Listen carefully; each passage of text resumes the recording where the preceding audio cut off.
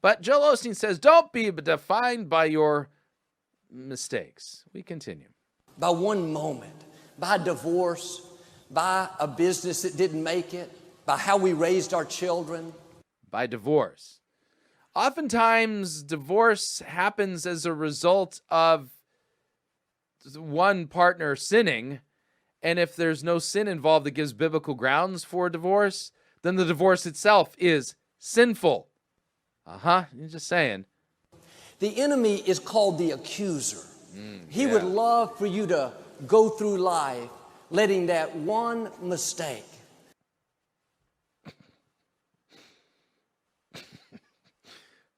One.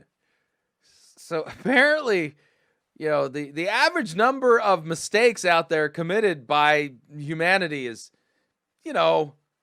one. Yeah. Aside from that, we're just basically good people, and you might have faltered that one time, once. So don't let that one time you made a slipsy-doozy, don't let that define you. Okay? That one bad season called... One bad season, yeah. One bad, so, pretty much you can look across your life and say, it's totally mistake-free. But then there's that one mistake during that one mistake season. Oh, man, and I don't want that to define me. Through the one man, Adam, we all became sinners.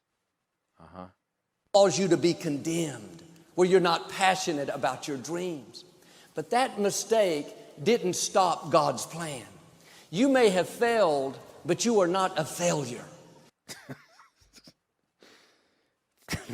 This is not a biblical definition of sin. Now, if you go to the archives of Fighting for the Faith, the podcast at fightingforthefaith.com, earlier in the summer, I played a series of lectures. This is the second time I played it, by Phil Johnson on historical heresies.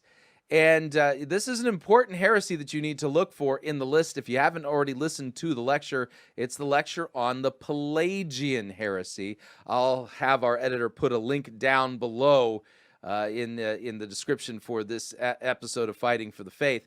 And you need to listen to that lecture because to sit here and talk about sin in this way is a denial, a tacit, and I overtly tacit denial.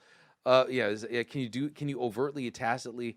Yeah, I think so. There's an overt tacit denial of the doctrine of original sin, which puts Joel Osteen into the heretic category. He is a purveyor of the Pelagian heresy. To say that, humanity's basically good, not born dead in trespasses and sins, and that you may have been guilty of making a mistake like a divorce or something, which was part of a bad season of your life. But don't let that thing define you. That is the Pelagian heresy, I would say, on steroids.